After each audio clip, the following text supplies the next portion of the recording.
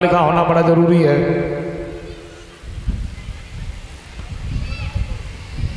लेकिन मैं देखता हूं अब ज्यादातर लड़का और लड़की एक जैसे मिल ही नहीं पाते।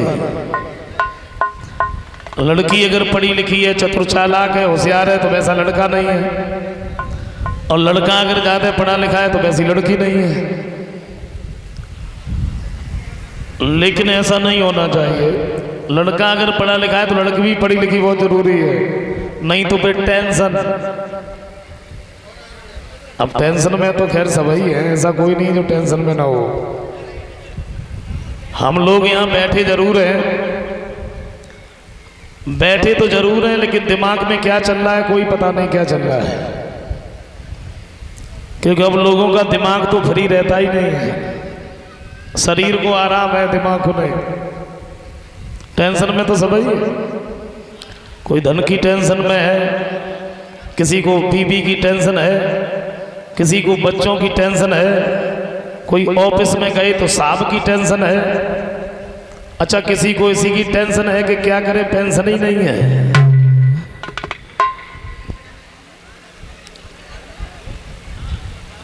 मैं बताऊं, एक लड़की बेचारी बिना पढ़ी लिखी रहे, शादी हो गई उसके पढ़े लिखे परिवार में, सास ससुर पति सब लोग पढ़े लिखे, लड़की बिना पढ़ी लिखी। ज्यादा ना है 4-5 ही दिन भले, तो सास ने एक दिन क्लास लगाई, बोले इधर आओ बताओ कभी स्कूल में गई थी हैं? सारे दिन पता नहीं क्या बोलती रहती है, तुम्हारी तो भाषा समझ में नहीं आती है। ऐसे बोला जाता है? बोले कैसे बोला जाता है? बोले किसी को बुला बाद में जी लगाओ, जी पापा जी, मम्मी जी, भैया जी, जी लगाओ। अब बेचारी बिना पढ़ी लिखी रहे, सुनने बैस गई, काऊ बुलाए बाद में जी लगाए, पापा जी, मम्मी जी, भैया जी। एक दिन ऐसो बहु मैं रोटी करवे के लिए रसोई में जाए,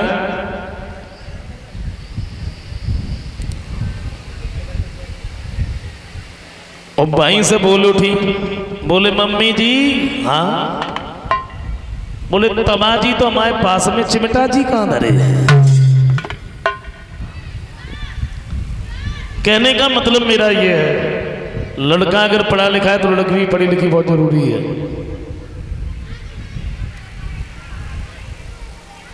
अच्छा, अनपढ़ परिवार में अगर पढ़ी लिखी लड़की पहुंच जाए तो भी नहीं रह पाती, फिर भी टेंशन। मैं बताऊं, 1 मिनट की बात है। एक लड़की बड़ी पढ़ी लिखी रहे, किसी कारण बस उसकी शादी हो गई अनपढ़ परिवार में, सास ससुर पति, उसके घर में छोटा सा एक देवर था, वो भी अनपढ़। जब बड़े ना पढ़े तो वे काहे को पढ़े। ससुराल में पहुंची, 5-6 दिन भाई, एक दिन लड़की आंगन में बैठी बैठी श्रृंगार कर रही थी। उसका जो छोटा सा देवर था वो दूर से खड़ा खड़ा देख रहा था, लड़की श्रृंगार कर रही। और जैसी में लड़की ने क्रीम निकाली, अच्छा उसने देख लिया। अब जा से पहले कहूं देखी तो थी नहीं, सामने पहुंचे, हाथ करो, बोले भाभी थोड़ी थोड़ी। सुबह लड़की ने हाथ में रख दी। मैं बाहर निकल के आए, पहले उन्होंने खूब देखी, फिर जा तरफ बात तरफ देखो, और जब कोई ना दिखानो तो पहले तो धीरे धीरे चाटी, और फिर जीभ निकाल के पूरी चाट ली। दोबारा फिर सामने पहुंचे, हाथ करो, सुबह लड़की ने फिर रख दी। मैं बाहर निकल के आए, अब की बार तुमने देखी ना, जीभ निकाली और अंदर। अच्छा, तीसरी बार फिर पहुंचे, और जैसे सामने हाथ करो, सुबह लड़की गुस्सा ही निकाला, एक तमाचो दो, पागल हो, कितनी बार क्रीम देते रहे। अब रोबत भाई अपने भैया के पास पहुंचे, बेचारे बिना पढ़े लिखे बेगूरा में खेत में हल चला रहे, और जैसे ही उन्होंने रोबत देखो, सुई में दौड़ पड़े, काहे को रो रहा है? बोले हमें भाभी ने मारा। बोले 3-4 दिन ना भाई लड़ाई शुरू, हम चल रहे हैं। तो डंडा हाथ में रहा। घर पे पहुंचे, पूछी बताई तो कुछ ना, पहले ही 3-4 बारी पूछी क्यों मारा, मेरे भाई को क्यों मारा। वो लड़की बोली मैं आंगन में बैठी बैठी श्रृंगार कर रही थी, आपके भाई आए, इन्होंने हमसे क्रीम मांगी, मैंने दे दी। अच्छा दोबारा फिर आए, दोबारा फिर क्रीम मांगी, मैंने फिर दे दी। तीसरी बार फिर आ गए। अब बताइए मैं कितनी बार क्रीम देती रहती, इसलिए मैंने मार दिया। अब बेचारे जान तो बेगुनाह रहे। बोले जा क्रीम होती कहाँ है, कैसी होती है, हमें दिखाओ। सब लड़की भीतर गई, सिंगारदानी में से क्रीम निकाल के लाई, उनके हाथ में धरी और उन्होंने खूब देखी। बाकी बाद में धीरे धीरे उन्होंने चाटी। सो भैया नजदीक खड़े रहे, सुगाल में एक तमाचो होता। बोले पागल है, पागल है, अगर ऐसी रूखी खाई है तो जाए कहां से, अगर ऐसी खाई है कहां से है, ऐसे ना खाई जाती, रोटी में चुपरी खाई जाती, संजा सवेरे खा। लड़की ने सोची हम कहां फंसे गए।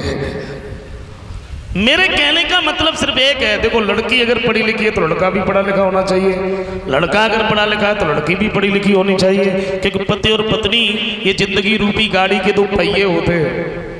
एक पहिया अगर कमजोर है तो फिर चलने में झटका लगता है। उधर महाराज जनक ने चारों तरफ पत्र भेजे।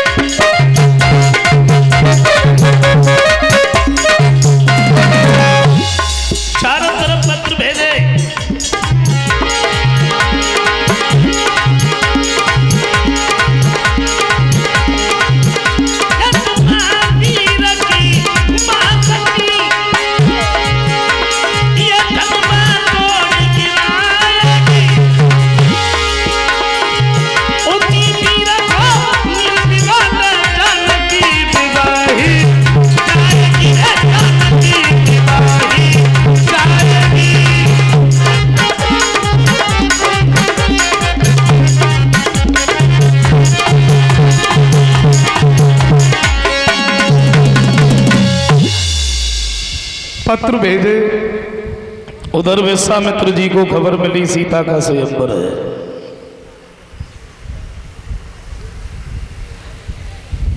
चले पाते ही खबर स्वयंवर की, श्री जनक राज के धाम चले।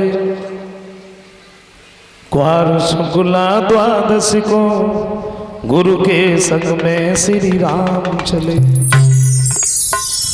थोड़ा आगे बढ़ के देखा, बिहड़ उजाड़ निर्जन बन है। पशु पक्षी नजर न आते हैं, सावन भी जहां भयानक है। क्या देखा, पशु पक्षी भी नजर नहीं आते हैं। निर्जन वन में पहुंचे, पत्थर की शिला पड़ी है। प्रभु श्री राम ने पूछ लिया, गुरुदेव कौन है ये?